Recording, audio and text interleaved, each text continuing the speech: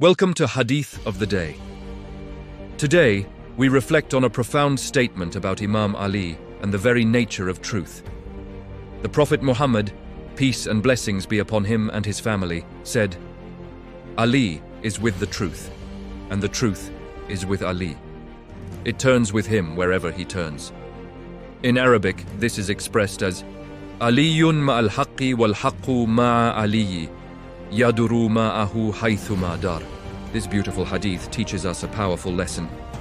It establishes that truth is not just some abstract concept floating in the air. Instead, it is embodied in true moral authority. The hadith tells us that wherever Imam Ali stands, truth is already there.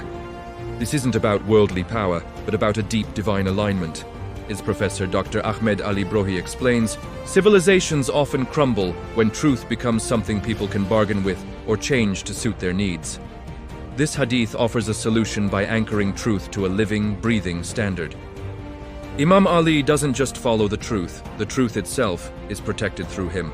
This shifts our understanding of leadership from mere politics to a sacred moral guardianship. Justice is no longer just a matter of opinion, but a clear direction to follow. When a society loses this standard, it loses its compass for truth.